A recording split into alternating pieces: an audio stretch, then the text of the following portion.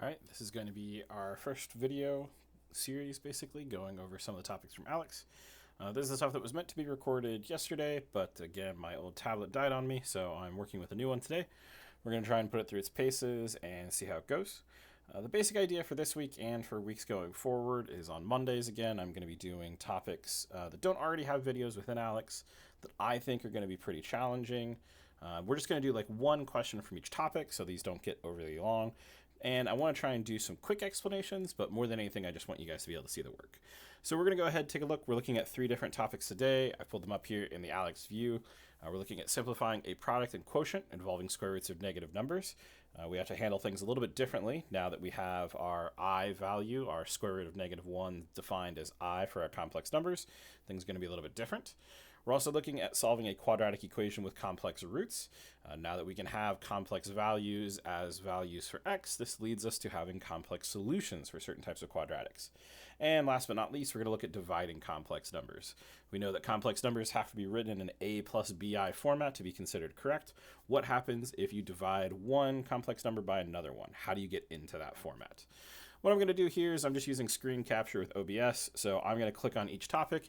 It's going to pop open a window with a question of that type, and then we're going to tackle it on the whiteboard here. So let's go ahead and get started with simplifying a product and quotient involving square roots of negative numbers. So the one that they've generated for us, we have our product is the square root of -32 times the square root of -2. And our quotient is the square root of -20 over the square root of 10. So these are going to be the two that we tackle here. I'm going to go ahead and move back over to the other window and take a look at this whiteboard that I've got set up. So our first one, we were looking at the square root of -32 times the square root of -2. Now, without complex numbers, traditionally we would go ahead and take the two roots and combine them into a single root, multiplying their two arguments together. But now that we have complex numbers, we're going to do things a little bit differently. In each one of these cases, I'm going to imagine that I can separate it out into the square root of -1 times the other portion here, now positive instead of negative. So the square root of -32 splits into the square root of -1 times the square root of 32.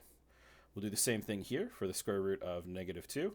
We're also going to split it into -1 times the positive version of its inner argument. So this will be the square root of -1 times now the square root of +2 instead. Now each one of these square roots of -1 can be replaced with I according to our definition. So we now have I times the square root of 32 times I times the square root of 2. In this case, we can go ahead and now move the parts that correspond with each other together. So I times I, that's going to give us I squared.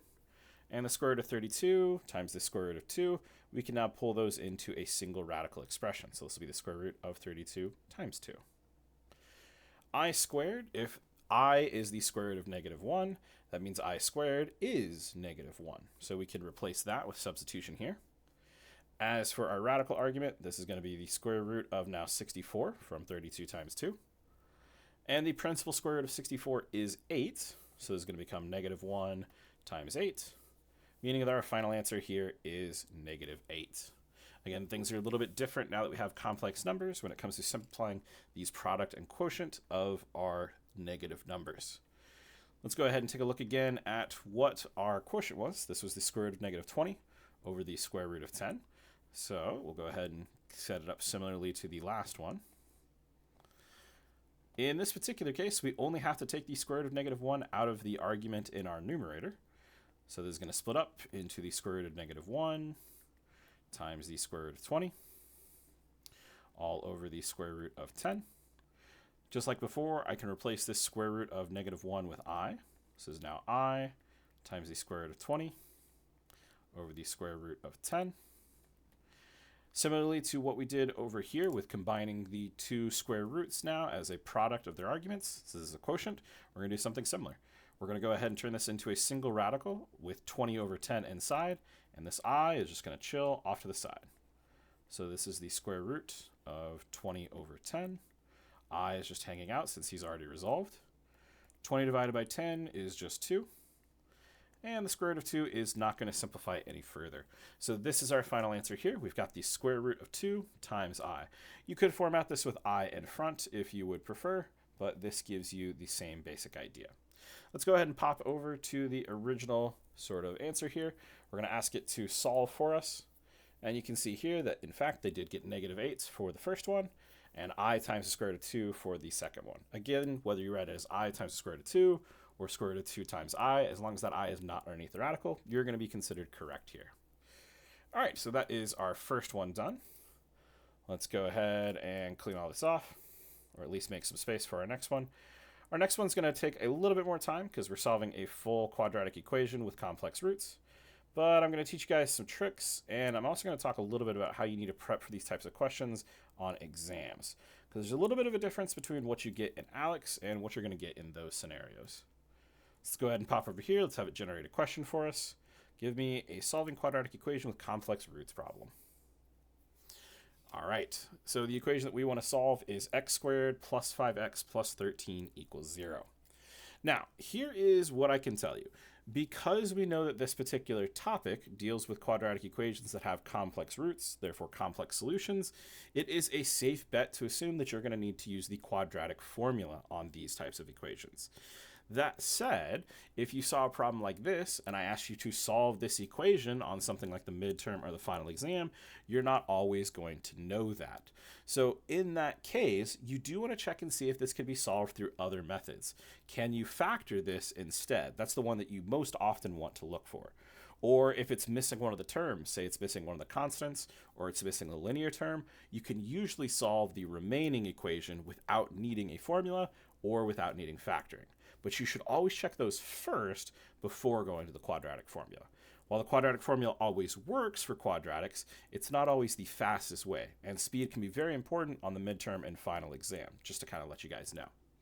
All right, that out of the way, we do know in this case that this is going to require the quadratic formula, so let's go ahead and set this up and go through the process. We're just tabbing back over here. Our equation was x squared plus 5x plus 13 equals 0. So this is already in standard form. Our lead coefficient A is 1, even though we don't write it, that's what we have here.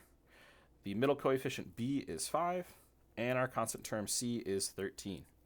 Remember, we are substituting into our quadratic formula. So if you've not seen it in a while, just need a little bit of recall. Remember that this is our formula. If we have a quadratic equation in standard form, its solutions are given as x equals -b plus or minus the square root of b squared minus 4 times a times c all over 2 times a. So we're going to take this formula and substitute in the values that we have for a, b, and c from our standard form here. So -b, this is going to give us -5. Anytime I do substitution, I'm going to put parentheses around whatever I bring in, just so I'm keeping an eye on what signs I already have and what are part of the formula.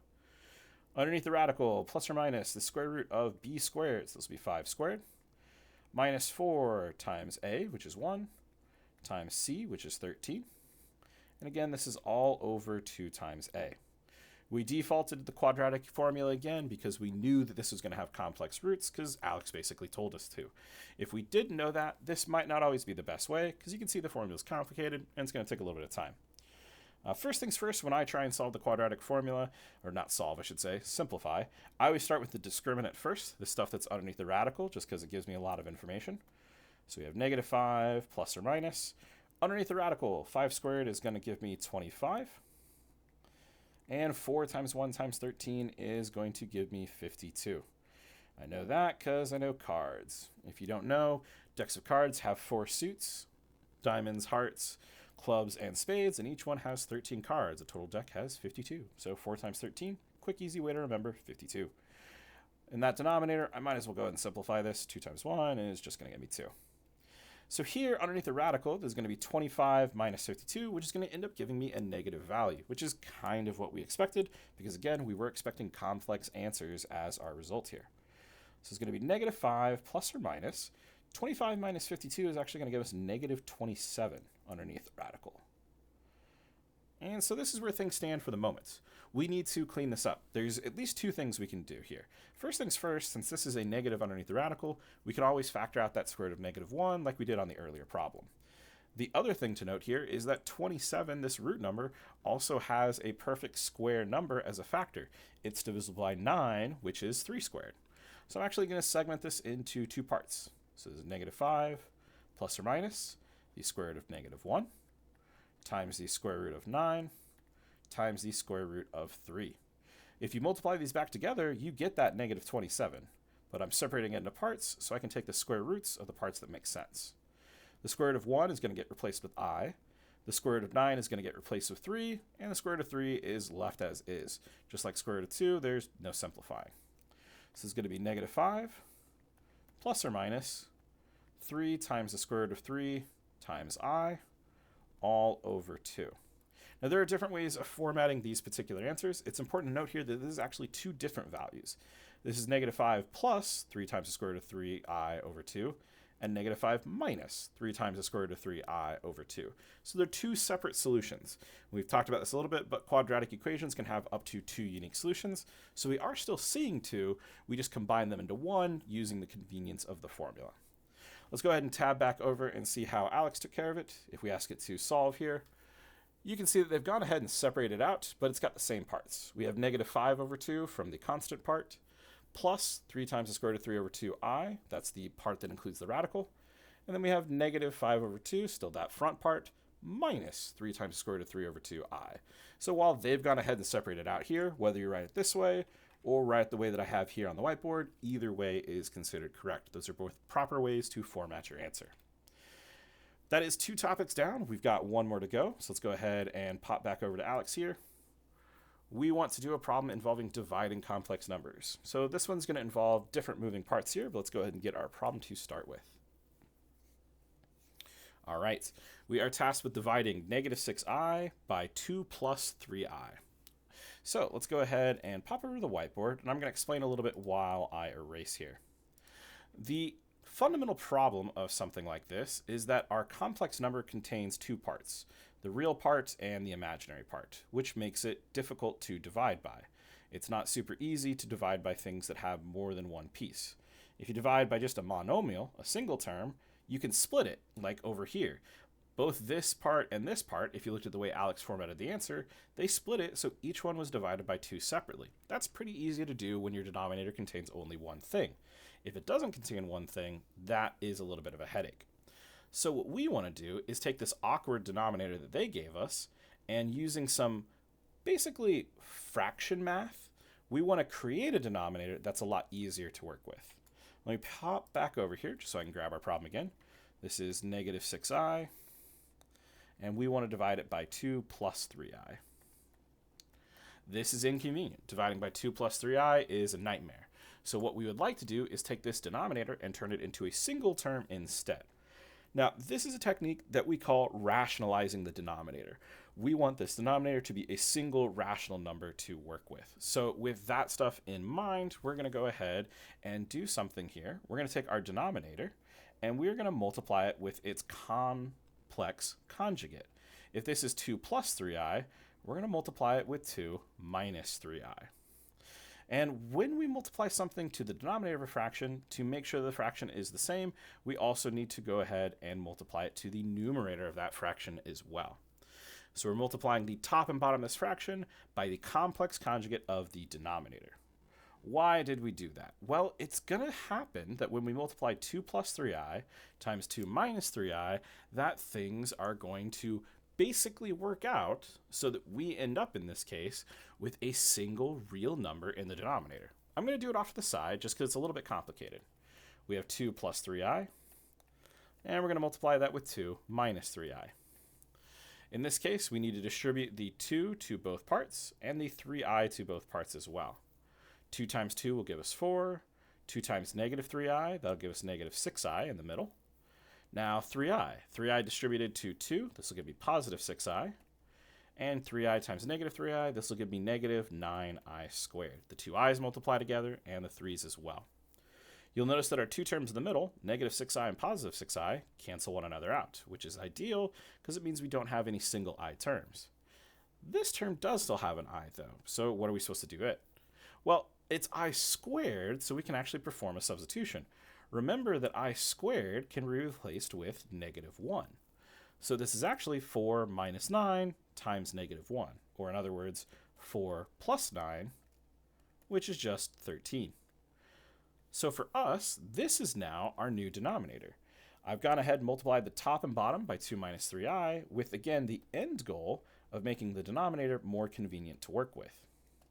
Instead of dividing by 2 plus 3i, I can now just divide by 13. Now, that doesn't ultimately solve the problem, because we still have to go ahead and work with this numerator a little bit as well. I'm going to take this negative 6i and distribute to both of these terms. So that's going to give me negative 12i from negative 6i times 2. And the negative 6i times negative 3i, that'll give me positive 18i squared. Again, this is all still over 13. Looking here, we can simplify just a little bit. We can go ahead and replace this I squared again with negative 1, just like we did over here. So there's going to be negative 12i plus 18 times negative 1. Again, this is still all over 13. And we usually write the real part first. So 18 times negative 1, this will be negative 18 up in front, minus 12i for the imaginary part second. And again, all over 13. Now, I can tell you in advance that what it's going to do when we take a look in ALEKS is it's going to go ahead and format it just a little bit differently here. It's going to go ahead and say, all right, well, based upon what you have, to show it as one real part and one imaginary part, they're going to go ahead and, just like the last problem, split this denominator to each term. So I'm guessing here that ALEKS is going to format it as negative 18 over 13 minus 12 over 13i. Again, just like the previous example, if you're doing this on exam, both of these are considered correct, but I do know that generally speaking, ALEKS likes to format it in this format. Let's tab back over, ask it to solve, and see what we have. Yep, sure enough, we do see it splitting that 13 in the denominator to both the real part and imaginary part separately. Again, whether you choose to do that or do it the other way really makes no difference. Ultimately, this is still going to be the same correct answer on both. All right, that covers everything from the 3 topics for today. Again, apologies that these didn't go out yesterday. I still have some work to do both with OBS. There's some stuff that I want to go ahead and clean up so these are a little bit better presented. And again, I'm still getting used to the tablet, so bear with me as we get through things. I'm going to be recording videos again tomorrow for the stuff that we didn't finish last week, so you guys can clean those up if you get done early this week. That's going to be it for today. I will see you guys later in the next set of videos.